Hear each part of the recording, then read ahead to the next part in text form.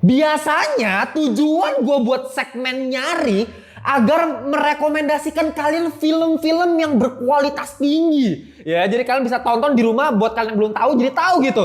Tapi kali ini kalau kalian emang lagi nyari film yang sampah-sampah, nyari di sini aja.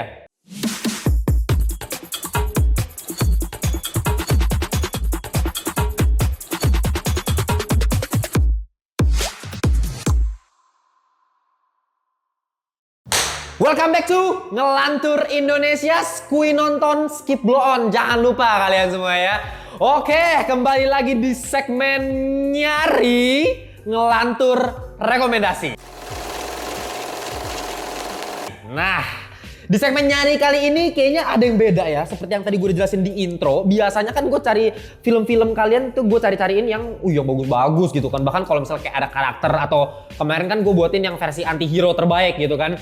Nah itu ya yang terbaik gitu, yang terbaik di antara yang terbaik. Kali ini kita bikin reverse ya, kita backward jadinya film yang sampah dari yang paling sampah.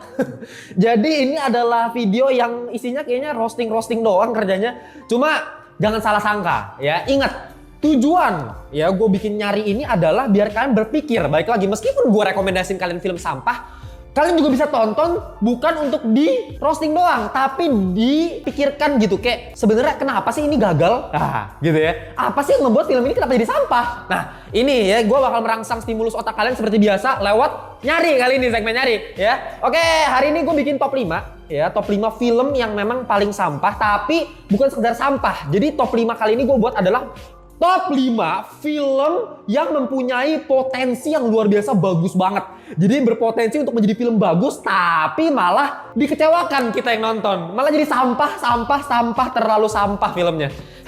Ya, kita mulai aja langsung di peringkat 5. Gua masukin film Fantastic Four di tahun 2015. Ya, ini sebenarnya film bisa gue bilang remake ya. Karena film Fantastic Four itu kan sebenarnya udah keluar pada tahun 2005 ya, pegangannya Fox. Dan bahkan ada film sequelnya, Fantastic Four Rise of the Silver Surfer, itu pada tahun 2007, 2 tahun setelahnya. Dan kalau misal kita berkaca dari dua film sebelumnya, memang tidak sebagus yang kita harapkan semua sebagai film superhero gitu. Banyak kelemahannya, tapi untuk kita sebagai anak-anak nonton film superhero tersebut, gue ngerasa itu cukup ikonik, cukup seru. Lu nggak pernah nonton film Fantastic Four yang dulu? Yang Jessica Alba. Tahu tujuan gue nonton film Fantastic Four kenapa gue bilang masih oke? Karena Jessica Albanya. Ya, bukan karena filmnya, karena Jessica Albanya. Memang di situ terlalu bias ya karakter tersebut. Cuma ya ketika dibuat film remake-nya pada tahun 2015, aduh ya Tuhan, kenapa jadi kayak gini gitu filmnya. Jadi gini, film tahun 2015 ini disutradarai oleh Josh Trank ya, sutradaranya. Dan bisa gua bilang ini film mau dibuat ke arah yang berbeda, lebih realistik, lebih dark dibandingkan Fantastic Four yang sebelumnya, yang lebih ke ya buat anak-anak lah, lebih family friendly kalau yang sebelumnya, meskipun ada Jessica Alba yang tiba-tiba bugil di jembatan gitu. Hah? Wah lu, gara-gara itu langsung nonton. Ya kan, tapi memang itu adalah bener-bener bias utama kita suka sama Fantastic Four yang sebelumnya. Selain memang ya lumayan ikonik, kayak lu tahu ini kan Mel, Captain America kan Chris Evans. Nah, si Chris Evans itu jadi si Johnny Storm di film ini, jadi yang Human Torch, yang api itu, gitu. Dan bagus. Nah, di film ini Human Torch-nya tahu siapa? Michael B. Jordan. Siap. Enggak, tapi gini, jujur. Nah, ini kita langsung ngomongin langsung ke poin utama. Kenapa ini film sebenarnya sangat-sangat gagal, bisa gue bilangnya sampah banget. Ya, pertama, aktor-aktor yang dipilih sama aktris itu sebenarnya cukup oke, bagus-bagus loh. Ya. Karakter utamanya Reed Richards, Mr. Fantastic, diperankan oleh siapa? Miles Teller. Lu tahu sendiri Miles Teller itu di film Whiplash, gila lu, aktingnya keren banget cuy. Gila lu. Gila, jadi pemain drum kece banget, sampai emosinya kerasa, depresinya kerasa. Terus ketika dia main, jujur aja ya, gue nonton film kemarin Top Gun Maverick di tahun kemarin. Gue nggak nyadar itu Miles Teller yang pakai kumis itu. Gue kira ini gue kira siapa gitu. Ternyata Miles Teller gitu. Gue nggak nyadar. Artinya actingnya ngilang. Bagus Miles Teller. Michael B. Jordan gila jadi Creed. Wah anjir, keren banget cuy. Jadi Killmonger di film Black Panther gila. Tapi dua karakter tersebut di film Fantastic Four kayak tolol. Wah kacau banget menurut gue. actingnya, chemistry ya, pemain-pemainnya kan Fantastic Four, itu kan satu tim gitu kan. Ya mereka harus punya chemistry yang benar-benar kayak kekeluargaan lah, apalagi Sue Storm sama Johnny Storm, ya kan. Ya si Johnny Storm sama ya mereka berdua kan kakak adik, meskipun nggak bisa dibilang di sini kan ya beda ibu atau beda ayah gitu, gue lupa. Cuma ya tetap aja harus ada hubungan gitu. Di sini gue nggak ngerasa, gue malah jadinya tau apa? Malah cringe banget. Lu inget scene terakhirnya film Fantastic Four 2015 ketika mereka berempat kayak nyandaran di ini ya, ada besi gini nyandaran gini kan, mikirin nama tim. Ini kayak orang tolol sumpah, gue ngeliatnya, Win, ini nama timnya apa yang cocok ya? Terus mukanya ngadep sini, actingnya kagak ada yang bener. Abis itu kalau nggak salah abis ngomong panjang lebar gitu kan, terus tiba-tiba si Thing itu yang manusia batu itu bilang it's fantastic. Terus abis itu si Miles Teller bilang what? Disuruh ulangi lagi apa? Abis itu it's fantastic. Langsung. Oke, here we go, let's go. Deng, Fantastic Four, kayak orang tolol gitu, kayak aduh cringe banget gue ngeliatnya. Gue lebih setuju judulnya tau gak apa? Yang ketika si Michael B. Jordan ngomong tuh kan, two guy, a girl, and a thing nobody wanted. Itu lebih cocok jadi judulnya Pak. Karena ini film kakak, chemistry-nya gak jelas, villain utamanya juga. Apa sih, Dr. Doom? Gue cuma inget satu scene yang paling berkesan di film ini ya, yaitu si Dr. Doom pas lagi bangun, terus dia bener-bener ledakin kepala orang, deng. Anjing, Dr. Doom kok jadi OP banget di sini. Beda sama Dr. Doom versi yang lama gitu, si Victor Von Doom kan, jadi keren banget, jadi OP. Tapi satu scene itu loh bener-bener yang pas dia jalan di lorong, kalian lihat aja nih ya, gila ngeri itu Pak.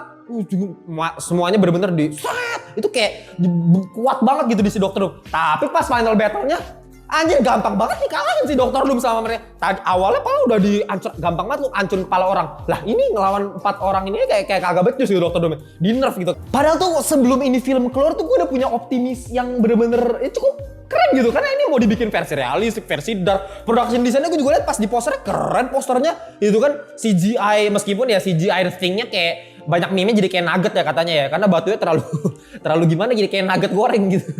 Cuman ya gue lihat kayak Mr. Fantastic ya misalnya, kostumnya tuh kayak realistik. Kalau misalnya kita lihat di komik kan ya cuma pakai model karet doang kan, kurang realis lah. Lah di film ini dibikin kayak ada seling-selingnya, kayak ada pernya gitu. Ya karena kan dia tujuannya memang bisa melar gitu kan. Jadi lebih realistik dong. Ya dong, dengan kostumnya bisa ada Pegas gitu, itu kayak ada sistemnya jadi cukup oke. Karakter-karakternya bagus, tapi malah kayak tolol banget filmnya. Aduh, mau nangis gue liat ini chemistry-nya nggak ada. Ya cuman di sini balik lagi gue masukin top 5 karena lu liatin nanti top 4, top 3, top 2 lebih mampus lagi loh. Ya bisa gue lebih gila-gila lagi karena ini secara potensi biasa aja. Kita lihat lah udah ada 2 film sebelumnya Fantastic Four, jadi nggak terlalu spesial amat lah secara potensi. Nah, makanya kita langsung masuk ke peringkat 4. Ya, di peringkat 4 gua taruh film Assassin's Creed. Gile. Pada tahun 2016 disutradarai oleh Justin Kurzel. Nah, ini buat para pecinta game Assassin's Creed, udah pernah nonton ini belum? Lu kan suka main game, lu nggak pernah nonton Assassin's Creed? Nggak pernah main ya, Mel? Oh, lu nggak main Assassin's Creed, main Valorant lo ya? Ya, Assassin's Creed. Gue sih tim Assassin's Creed kan. Gue lebih suka yang kuno-kuno lah daripada tembak-tembakan. Parkour dong, Bro. Cuma ya, apa masalah dari film ini? Baik lagi karena kita ngomongin film potensi yang jadi sampah, ternyata secara potensi gila loh. Maksudnya ini termasuk salah satu franchise game yang menurut gue paling laku. Gila loh, Assassin's Creed tuh udah berapa film gila? Lebih udah, apalagi sekarang tuh, sampai sekarang sih udah mulai sampah sih gamenya ya, udah mulai aneh-aneh, maksudnya udah nggak pakai hidden blade, udah parkournya udah mulai hilang. Tapi ya Assassin's Creed yang dulu tuh keren parah cuy. Ya bahkan gue tuh sebenarnya suka banget sama Assassin's Creed, bahkan kayak gue punya novel nih, kalau kalian lihat ya, ini sebenarnya yang Renaissance sih, yang Ezio Auditore. Cuman kalau kalian baca gitu di yang dulu tuh cerita menarik banget, melibatkan sejarah. Ada kalau gue baca yang ini yang Renaissance tuh, yang Assassin's Creed yang Ezio Auditore yang pertama berarti ya. Yang kedua berarti yang setelah Altair. Nah, ini kan ada si Leonardo DiCaprio lagi, Leonardo da Vinci ya. Ada Leonardo da Vinci, Hidden Blade diciptakan sama dia. Jadi kayak ngeblend sama sejarah, bahkan sampai kayak yang Arno Dorian, yang Unity, ada Napoleon Bonaparte, ada King Louis. Itu kayak gila, apalagi pecinta sejarah. Gue sih sebenarnya lumayan suka sejarah ya dari zaman gue masih sekolah. Jadi gue suka banget sama Assassin's Creed gitu. Cuma yang jadi masalah di sini adalah ini film kayak setengah-setengah sih menurut gue, ya. Kayak mau dibikin fan service menurut gue juga nggak terlalu, mau dibikin buat orang awam pun nggak juga gitu.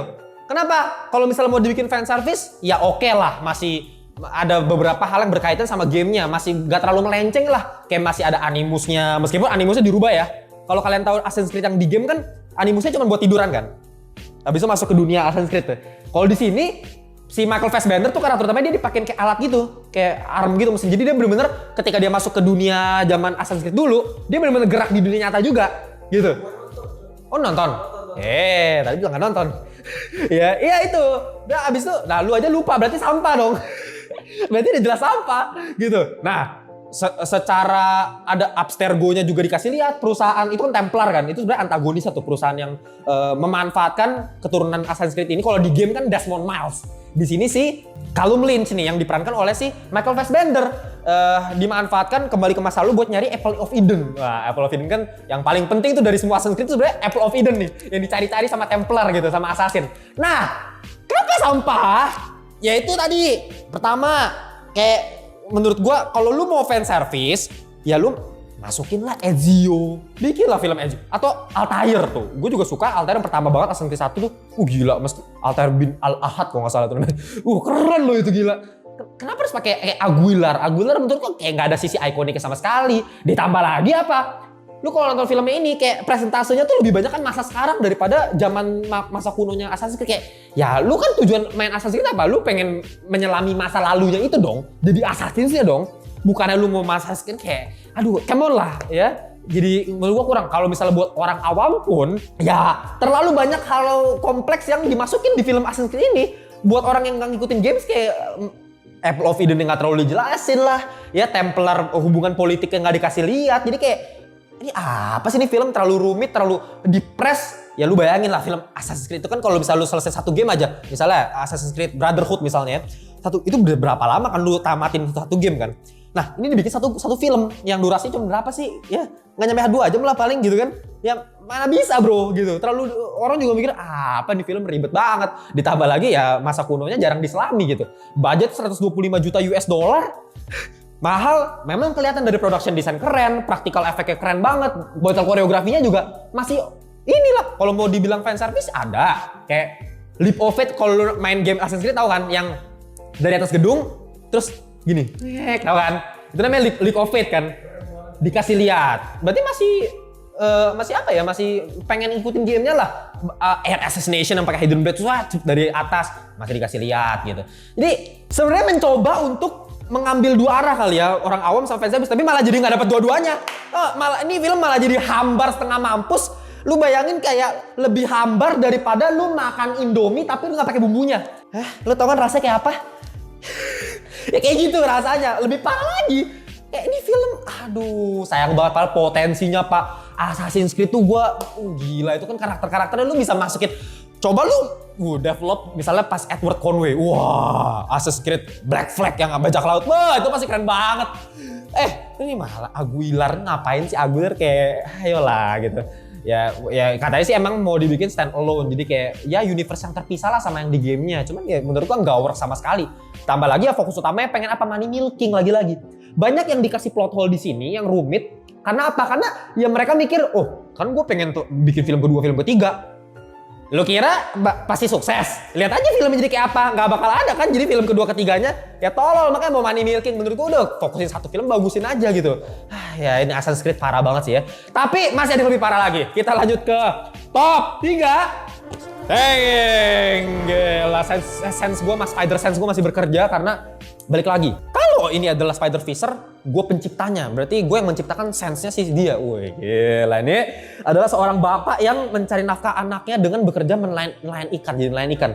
Tapi karena butuh mencari nafkah untuk anaknya suka Spider-Man, dia juga pakai topeng Spider-Man ya. Gila, filosofinya gokil dong. Ini gue yang gambar sendiri pakai tangan gue. Ya kalau nggak percaya, lihat aja sketsa-sketsa gue Pak. Ini ya. Kalau mau beli, linknya gue taruh di bawah ya. Gue kasih harganya sangat-sangat super duper spesial, kaget. Ya buat kalian tinggal cek di link yang gue taruh di bawah ya buat dapetin official merchandise dari Ngelantur. Kita masuk ke top 3. Gue masukin Mulan. Gila. Lagunya gimana? Aduh lupa gue.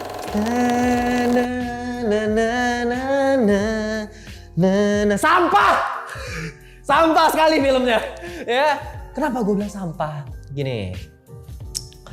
Kalau misalnya ini film Mulan kayak out of nowhere, bukan diambil dari film apa, cuman ya udah, ini tiba-tiba kayak ide original gitu ya, tiba-tiba bikin film Mulan live action gitu, nggak ada film animasi, oke lah, bukan film yang sampah lah ya, film kurang paling ya, cukup oke, bagus lah, cewek cakep lagi, oh kan semua orang pasti biasa gak, menurut gue bagus bang karena cewek cantik, ya elah, emang sih cantik sih, cuman secara film, ya Tuhan mohon maaf, nih gini gue kasih tau ya, pertama apa, ini kan film remake dari animasi, adaptation ya, live action adaptation dari animasi.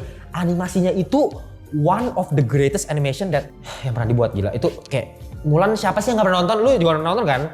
Kayak siapa sih yang nggak pernah nonton Mulan? Ini film yang karakter utamanya cewek tapi nggak kelihatan SJW. Ngerti nggak? Kayak lu bisa masuk ke perspektif karakter Mulan yang memang bertujuan untuk ngebantu bapaknya.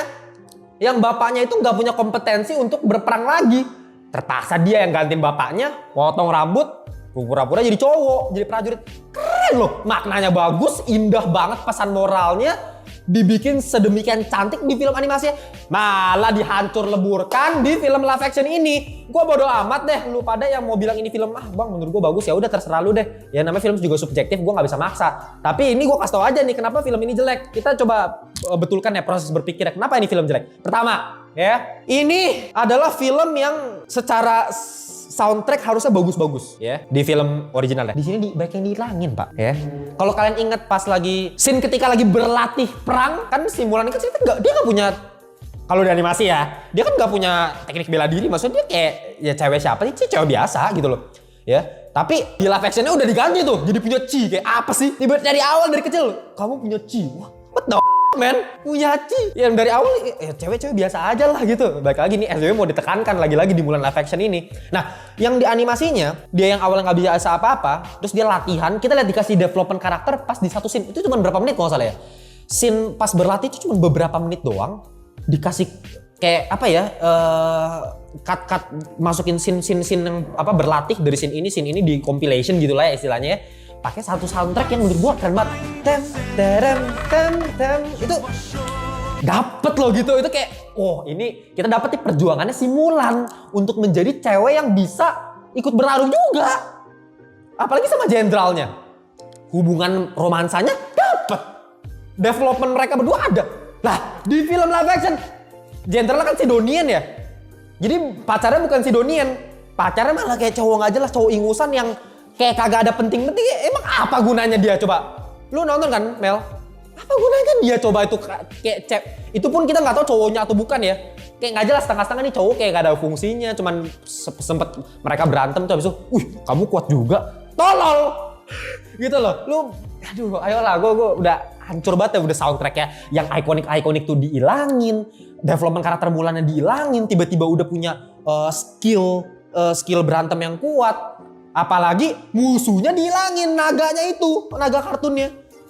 Aduh, komedinya jadi hambar. Ya, balik lagi kan film Disney kan harus kita fun gitu loh. Ini nggak ada fun-funnya gitu ya. Terus tau nggak alasan utama kenapa si Niki Karoni sutradaranya si film Mulan ini hilangin musuh lah, soundtracknya dihilangin lah. Karena dia bilang, saya mau buat film yang lebih realistik. Apa yang terjadi?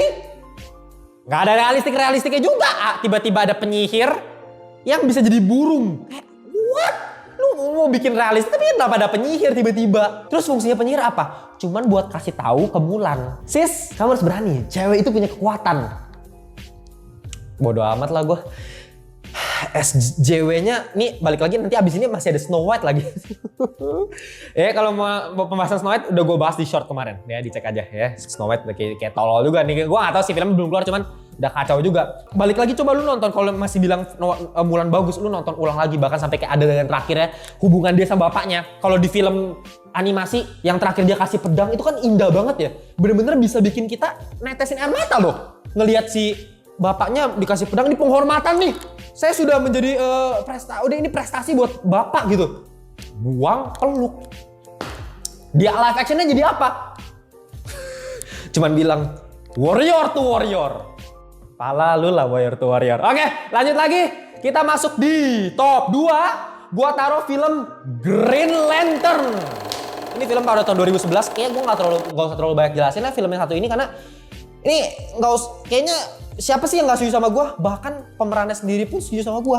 Kalau kalian nggak percaya sama gue, lu coba track back lagi ke film Deadpool 2. Lu lihat post credit scene Deadpool 2, ada salah satu scene ya, Deadpool nembak headshot kepala Ryan Reynolds pas lagi baca skrip Green Lantern. Bukan gua, Deadpool yang nembak. Ya, ini Deadpool, pas si Ryan Reynolds lagi abis baca skripnya Green Lantern, dia bilang, "It's so beautiful." Tembak, tolol banget.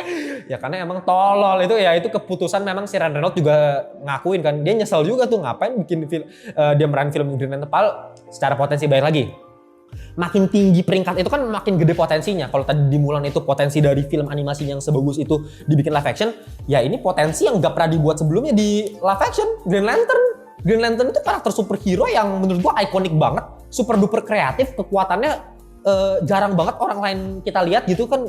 Ya lu sejak kapan lagi imajinasi cincin yang bisa berubah sesuai imajinasi yang ada di otak lu, itu kan keren banget gitu. Tapi di sini kayak dibuat ini kayak tolol banget gitu, ceritanya gak jelas, cuman apa ya, cuman lawan paralaks ya, kayak hero lawan villain. Udah.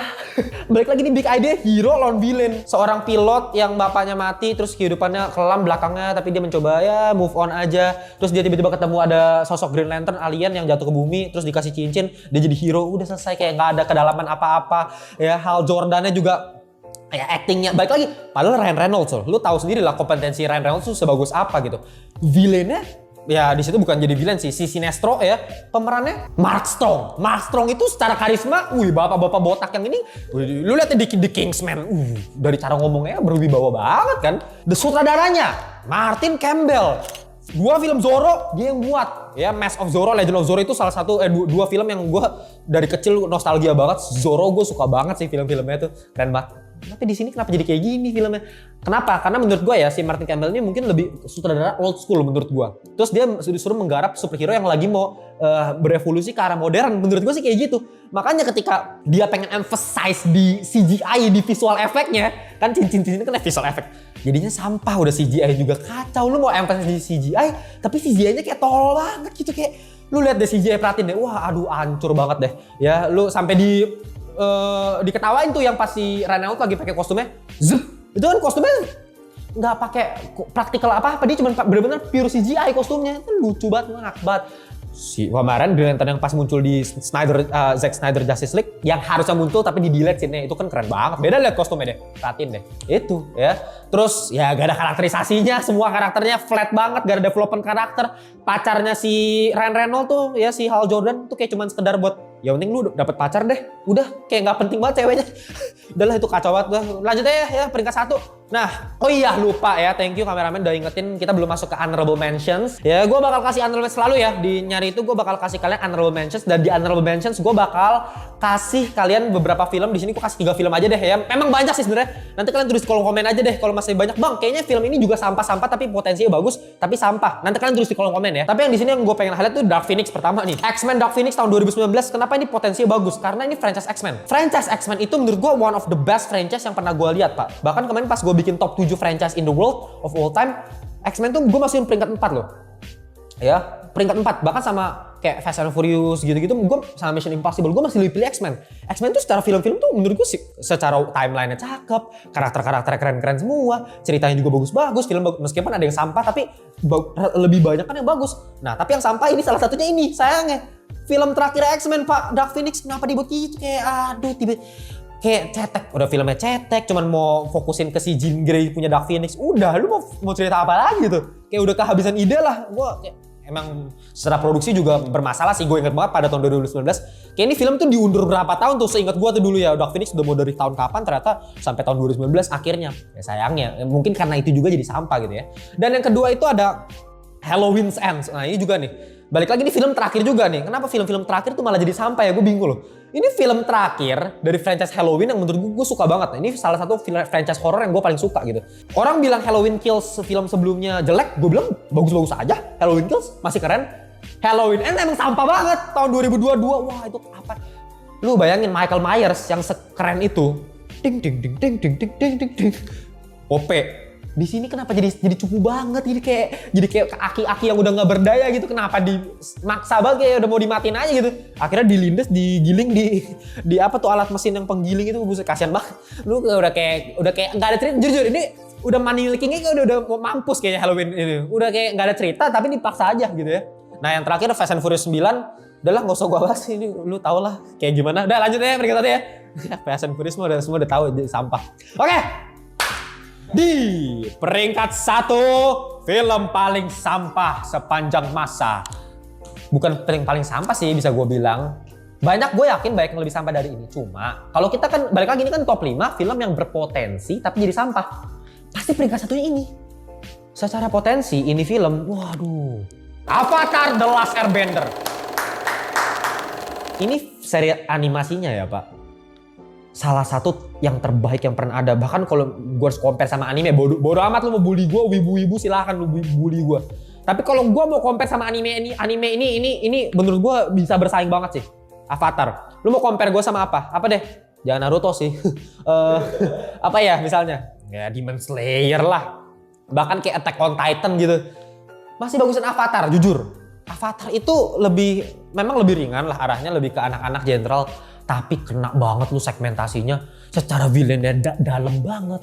Pembangunan karakternya bervariasi. World buildingnya luas banget. Animasi pergerakan, battle koreografinya keren banget. Pengguna elemennya, ceritanya, semuanya berkesinambungan dari Avatar pertama, kedua, ketiga. Itu oh my god, itu masterpiece man, Avatar man. Tapi ketika mau dibikin live action yang kita udah potensinya, wow Avatar nih bikin live action nih. Pasti keren banget nih. Jadinya kayak tolol filmnya, gila.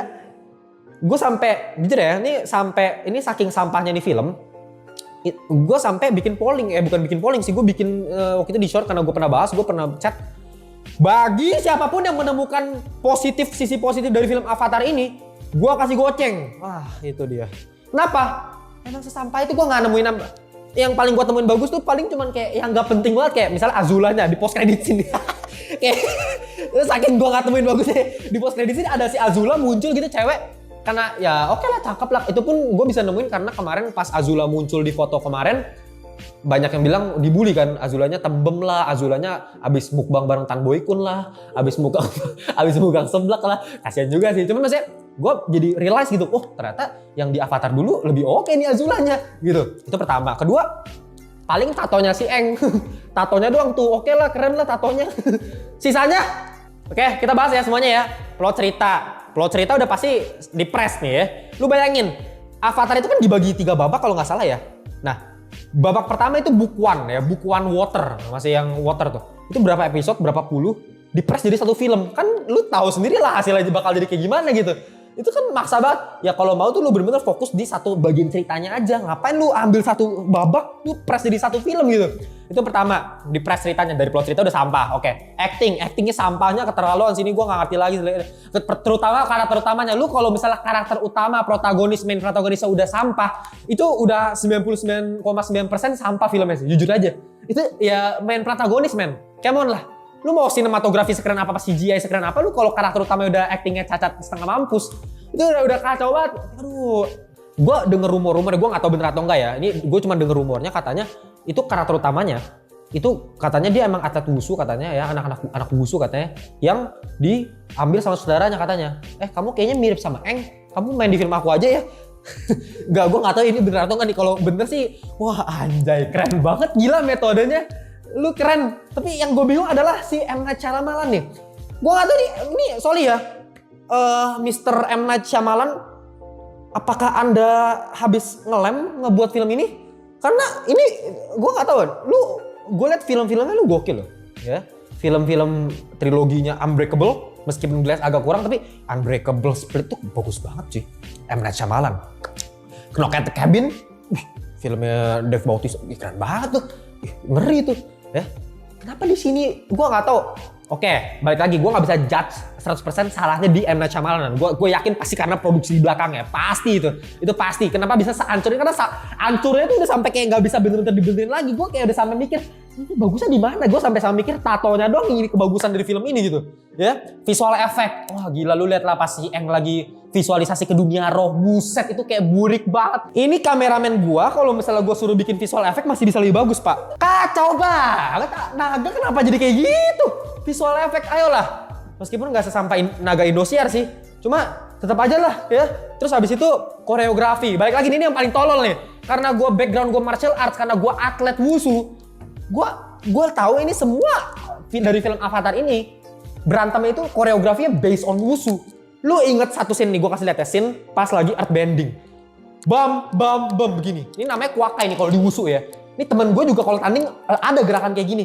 Tapi bukan buat gerakin batu juga, Tong. Lu buset. Ini 1, 2, 3. Lagi senam pagi. 1, 2. Terus batunya geraknya kayak buset. Lu bisa ngopi dulu nungguin batunya gerak. Pengendali apinya di animasi Zuko pang stok keluar api dari sini. Ini perlu bawa obor dulu di belakang.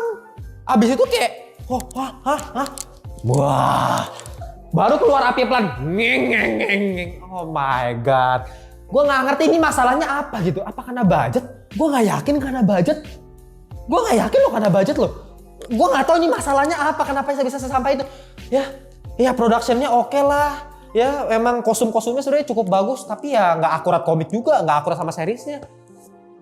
Kataranya. Rasnya beda. Cantik sih cantik. Gue setuju cantik. Tapi rasnya bukan ras Katara gitu. Kayak penyebutan pronunciation. Karakter Eng. Ngebut. Udah. Buset dah, bocil tetangga gue aja nyebut Eng tuh Eng gitu. Ini bisa-bisanya sih Katara nyebut di sini Ong. Kayak apa sih ini film gitu. Jujur kalau mau roasting ini bisa sampai malam nih gue roasting di film. Karena bener-bener parah banget cuy. Ya udah lah ya, itu bener-bener kekecewaan gue mengenai Avatar. Jadi kita tunggu aja Avatar yang tahun depan nih, yang Netflixnya punya. Karena dari foto-foto leak fotonya tuh keren, menjanjikan, promising. Jangan sampai kejadian terulang lagi nih sama film M. Night Shyamalan. Bener-bener ini menurut gue salah satu, ya inilah. Makanya gue peringkat 1, kenapa? Potensinya segede gaban, hasilnya, eksekusinya minus 1 juta. Udah gitu ya. Oke, itu semua top 5 film yang punya potensi luar biasa tapi ternyata sampah. Sangat-sangat dikecewakan kita nontonnya. Ya, semoga itu bisa menjadi pelajaran buat kita semua. Balik lagi di sini gue bukannya mau menyerang satu opini, satu orang personal, enggak. Gue cuma mau kritisi aja secara filmnya. Ya gue tahu pasti banyak banget permasalahan yang gak bisa gue omongin di sini yang memang mendasari kenapa ini film sampah. Misalnya kayak Green Lantern mungkin karena ada masalah budget lah, ada masalah cekcok antara aktor sama sutradara, mungkin bisa aja, kita nggak ada yang tahu. Jadi ya kita nggak bisa serang personalnya, lagi-lagi kita nggak bisa serang orangnya, tapi kita bisa kritik filmnya. Itu yang paling penting, itu yang gue pengen tekankan untuk kalian berpikir gitu mengenai film ini, kenapa film ini jelek gitu ya. Tapi kalau kalian punya opini yang berbeda, kalau misalkan bang, menurut gue Avatar itu masih lebih bagus daripada Avatar yang biru bang, masih lebih bagus bang. Ya lu kasih tau deh argumennya gitu ya. Nanti gue baca itu kenapa menurut lu kayak gitu. Ya, gitu aja. Jangan lupa follow Ngelantur di Instagram, di TikTok. Dan kalau kalian pengen join kita di grup WhatsApp biar bisa ngobrol-ngobrol seputar perfilman sama Ngelantur Korps yang lain, join aja lewat link yang gue taruh di bawah. Kita jumpa di segmen nyari berikutnya. Bye-bye semuanya.